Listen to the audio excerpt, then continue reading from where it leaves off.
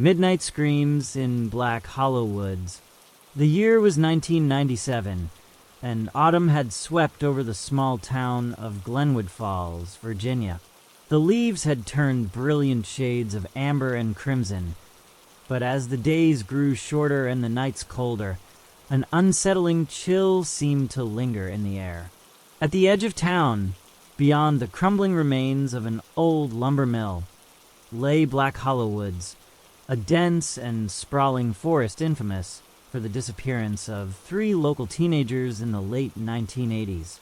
Despite countless searches, the teens had never been found, and whispers of something unnatural lurking within the woods became local legend.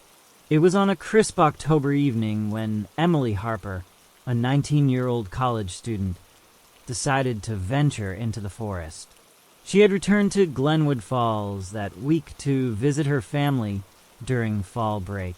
Her best friend, Jake Miller, and his younger sister, Lily, had convinced her to explore the woods for a little adventure.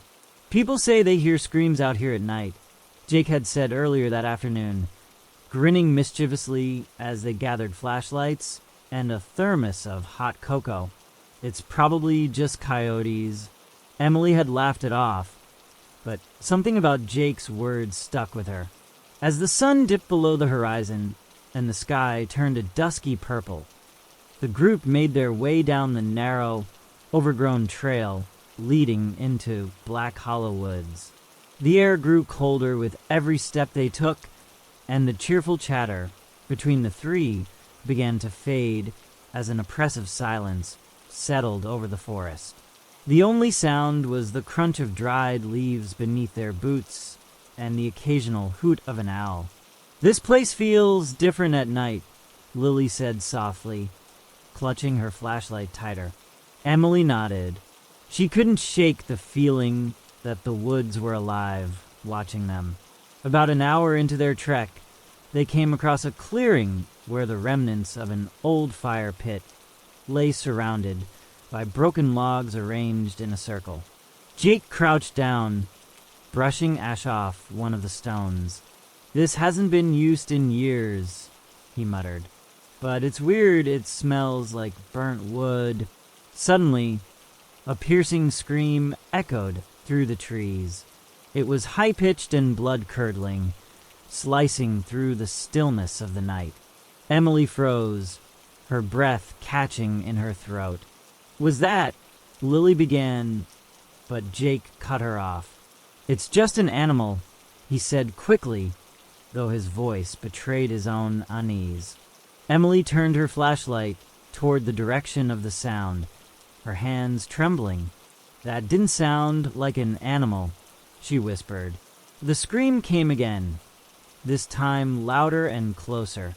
It seemed to come from every direction at once, bouncing off the trees and reverberating through the forest. Emily's heart pounded as an overwhelming sense of dread washed over her. "We should go back," Lily pleaded, tears welling up in her eyes. But before anyone could respond, the beam of Emily's flashlight flickered and then went out. In the same instant, the temperature plummeted, and an unnatural stillness enveloped the clearing. Even the distant hoot of the owl had vanished. "Jake!" Emily whispered, fumbling to turn her flashlight back on. "Do you still have your—" A branch snapped behind them. All 3 spun around, but there was nothing there, only the darkness pressing in on them like a suffocating shroud. "I don't like this," Jake said, grabbing Lily's hand. "Let's move." As they hurried back the way they came, the screams began again, louder and more frantic. Emily stumbled over a root, catching herself just in time. Her flashlight flickered back on, illuminating the trail ahead. That's when she saw it.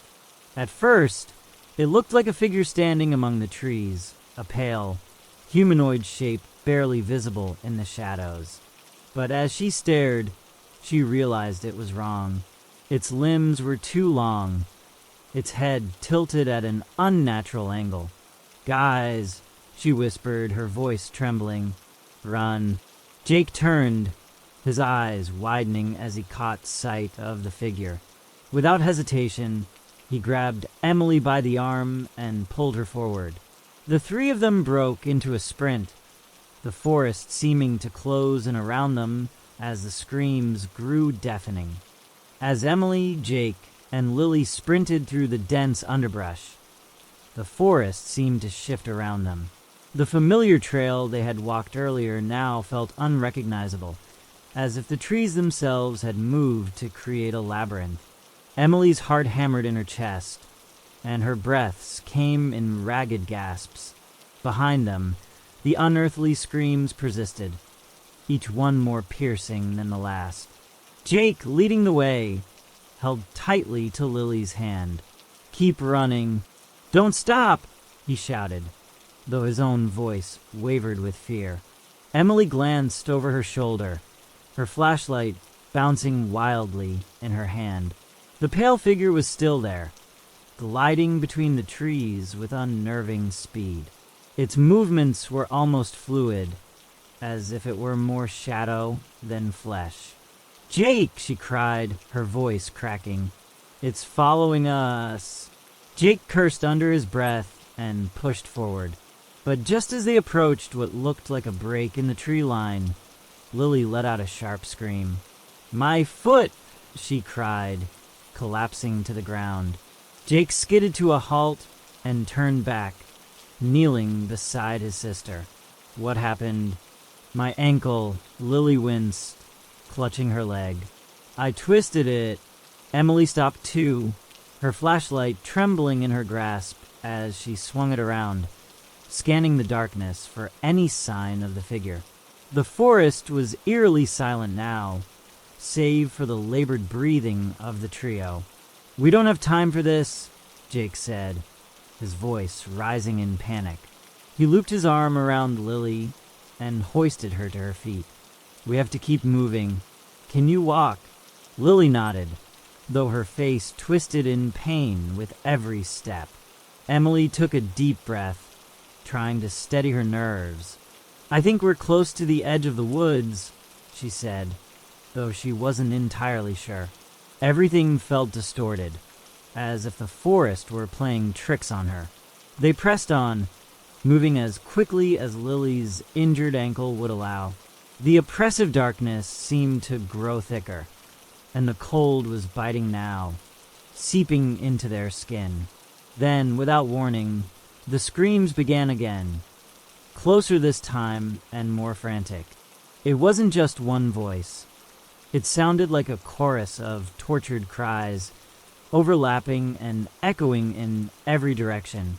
Emily clapped her hands over her ears, but the noise seemed to pierce straight through her skull. "What is that?"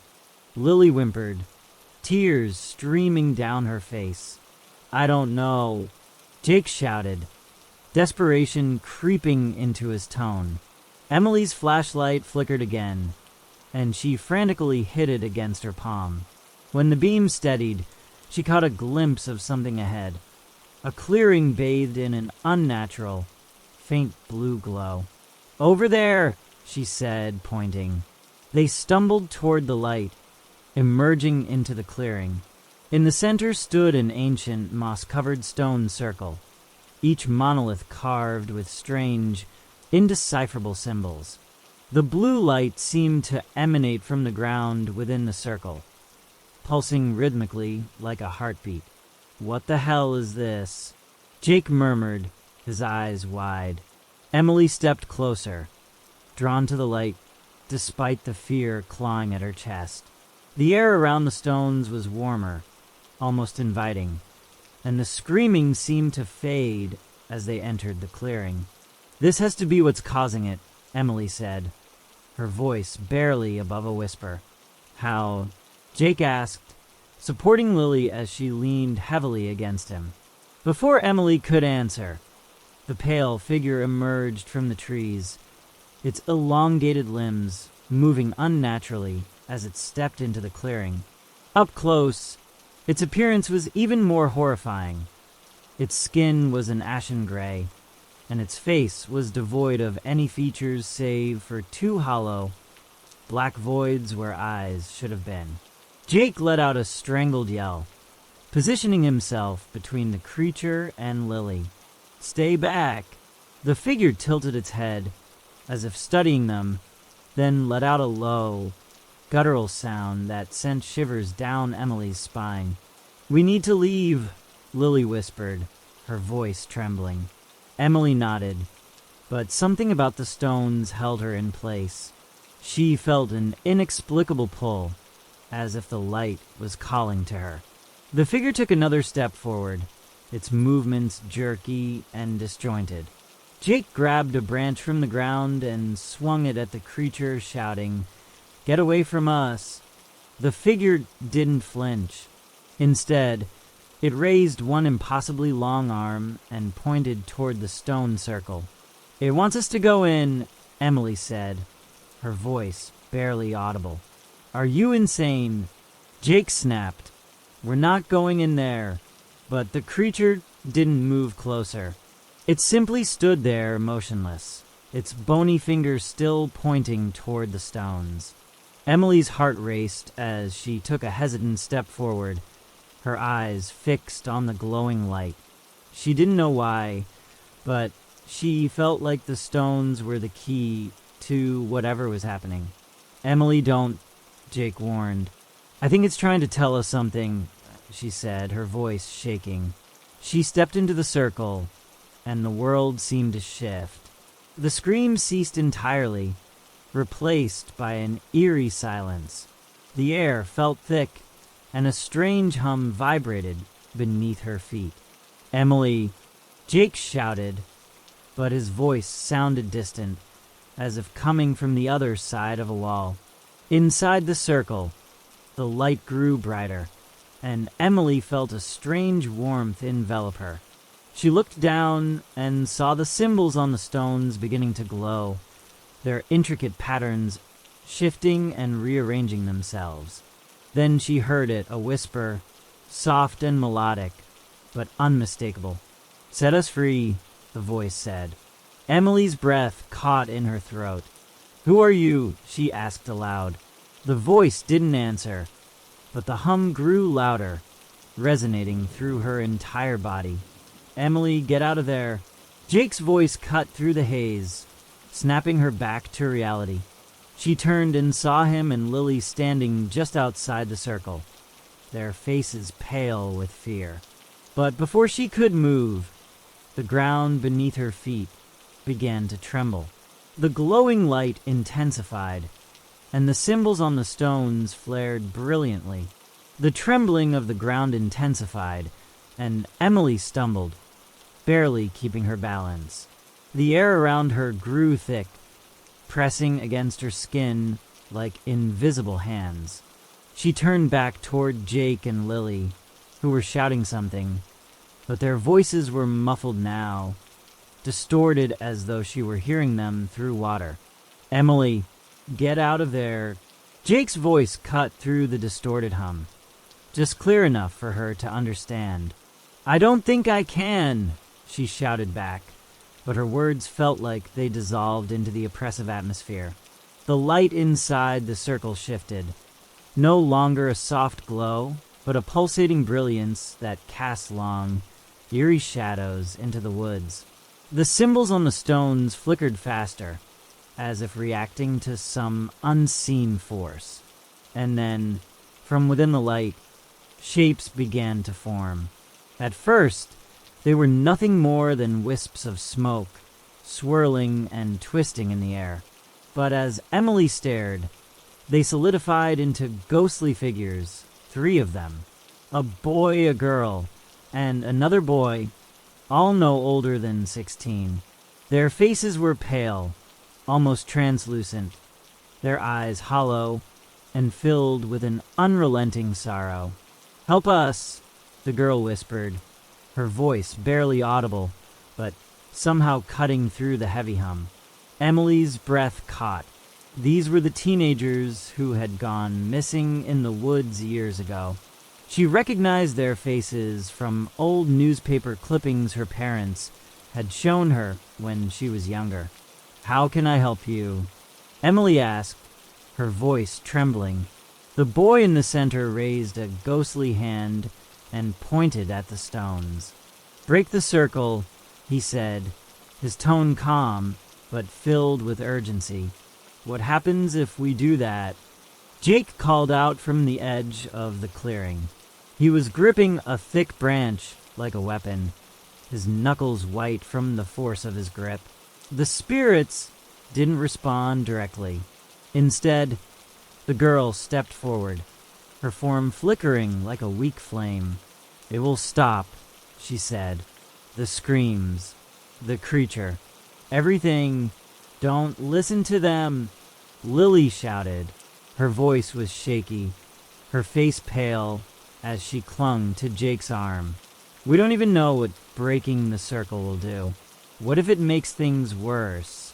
Emily hesitated, her mind racing. The ground beneath her feet was still trembling, and the air was growing colder by the second. She looked back at the spirits, their mournful eyes pleading with her, and then at Jake and Lily, who stood frozen with fear. "Emily, whatever you're thinking," Jake said, stepping closer to the edge of the circle, "don't do it. Let's just get out of here." Emily shook her head. "I don't think we can leave. Not until this is over." The creature reappeared then, stepping into the clearing with slow, deliberate movements. Its hollow eyes locked onto Emily, and it let out a low, guttural sound that sent a chill down her spine. The spirits recoiled slightly, their forms flickering more violently. "It's coming," the boy said. "You have to hurry." Emily glanced at Jake, her heart pounding. "We don't have a choice," she said. Without waiting for a response, she knelt beside one of the stones and placed her hands on its cold, mossy surface. The instant she touched it, a jolt of energy shot through her, and the light flared brighter. The symbols on the stone seemed to burn against her skin, but she didn't pull away. "Emily, stop!" Lily screamed, but Emily pressed harder, digging her fingers into the rough surface. She pushed with all her strength, and the stone began to shift, grinding against the earth with a deep, resonant groan. The creature let out a deafening shriek, a sound so raw and primal that it made Emily's ears ring. It lunged forward, but the spirits moved to intercept it, their ghostly forms swirling around the creature like a barrier. "Hurry!" the girl's voice cried out, her form flickering dangerously. Emily pushed again, and the stone toppled, crashing to the ground with a thunderous noise.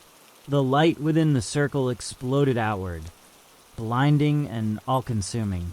Emily shielded her face, feeling the heat of it against her skin, and then silence. When Emily opened her eyes, the clearing was bathed in a soft, natural moonlight. The oppressive hum was gone, and the air felt lighter, as though the forest had been holding its breath and was finally able to exhale. Jake and Lily rushed to her side, their faces pale but relieved. "Are you okay?" Jake asked, pulling her to her feet. Emily nodded, though her legs felt weak. She looked around the clearing. The stones were still there, but their symbols no longer glowed. The spirits were gone. "Did it work?"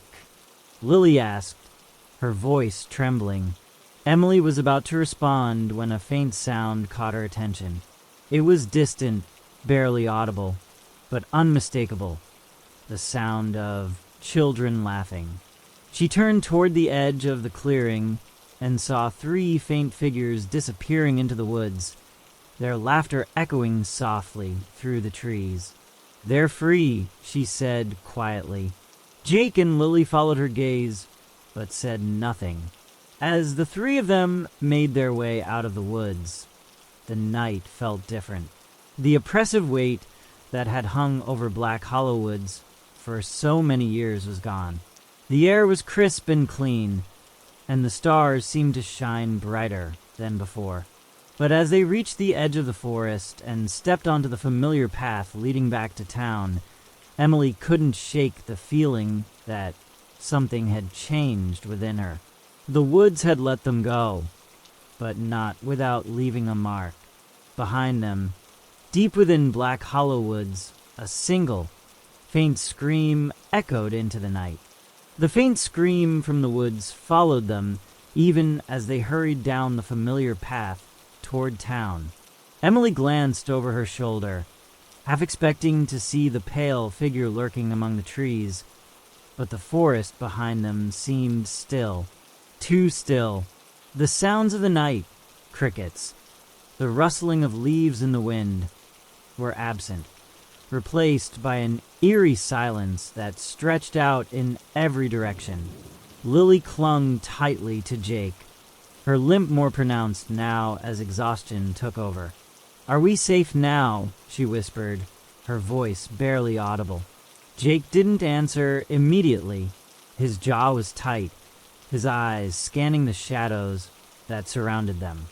Finally, he said, "We're not stopping until we're out of these woods. Then we'll figure it out." Emily nodded, though the pit in her stomach told her that whatever had happened back there wasn't truly over. They walked in tense silence for what felt like an eternity, the beam of Emily's flashlight cutting through the oppressive darkness.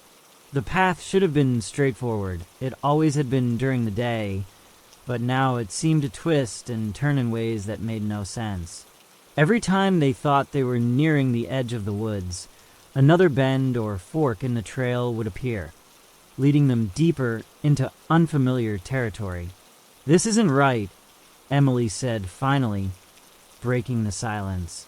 She stopped and turned to face Jake and Lily, her flashlight illuminating their pale, frightened faces.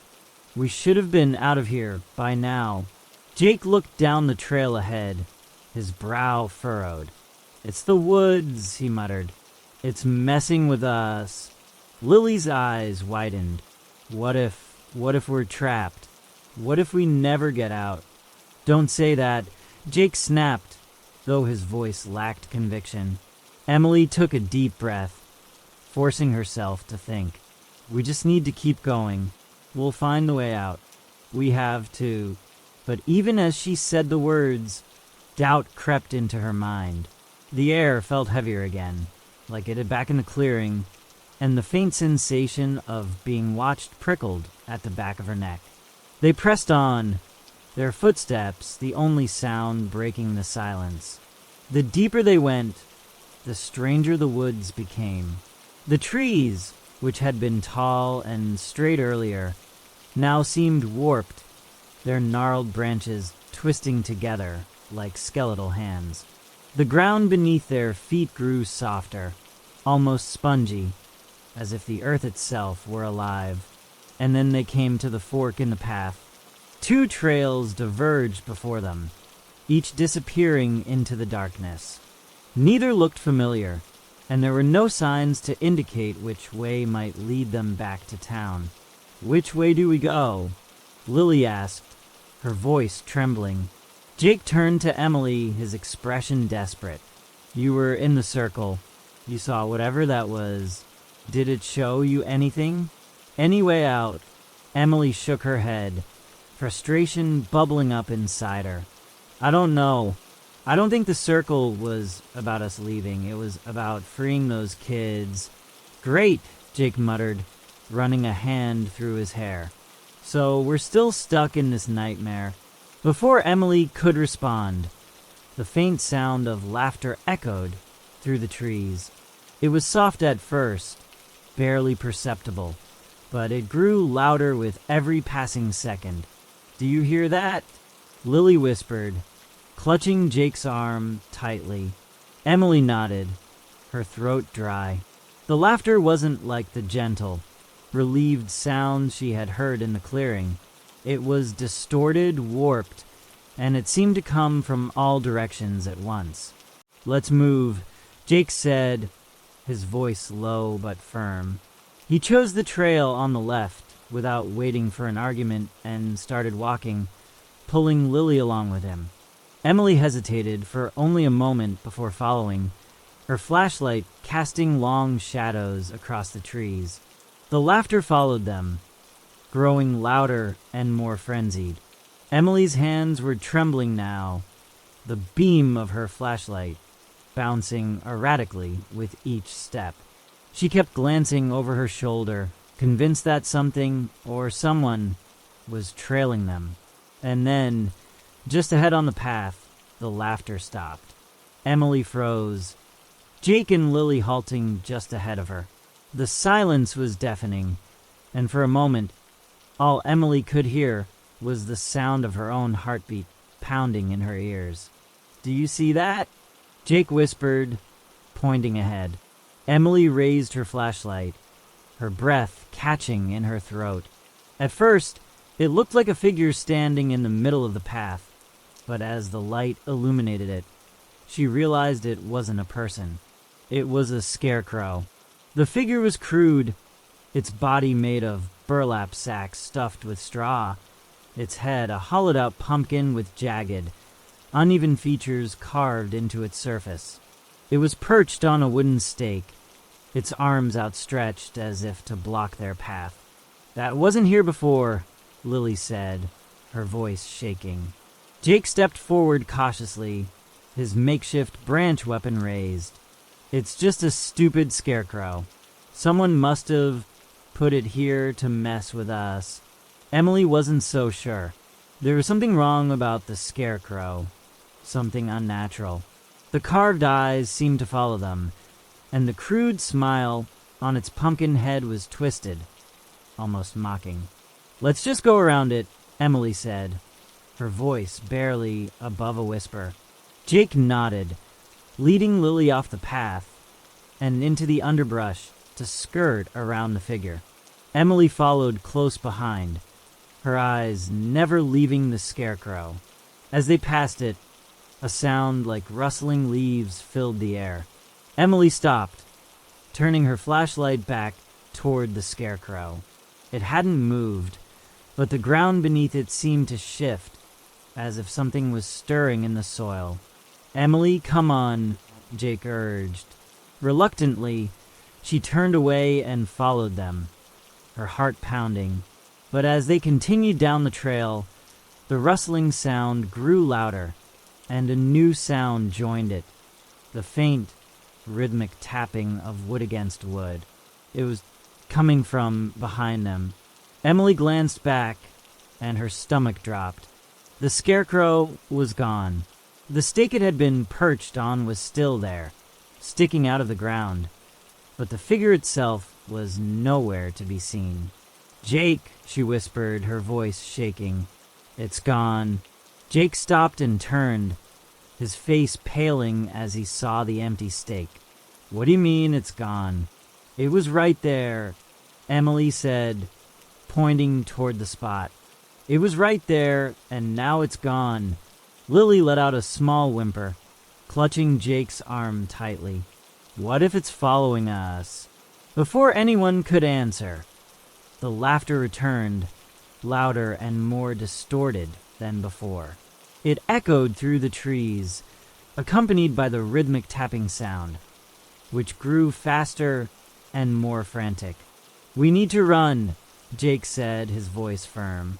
Now, they broke into a sprint, the laughter and tapping growing louder with every step. Emily's flashlight flickered again, but she didn't stop to fix it. All that mattered was getting out, finding the edge of the woods no matter what. As they ran, the path seemed to shift beneath their feet, twisting and looping back on itself. Emily's lungs burned, and her legs felt like they were going to give out, but she didn't dare slow down. And then, just ahead, she saw it, the faint glow of streetlights cutting through the trees. "We're almost there," she shouted. Jake and Lily pushed forward, and the three of them burst out of the woods and onto the gravel road that led back to town. Only then did they collapse onto the ground, gasping for air. For a moment, None of them spoke. The night was quiet again. The oppressive weight of the forest finally lifted.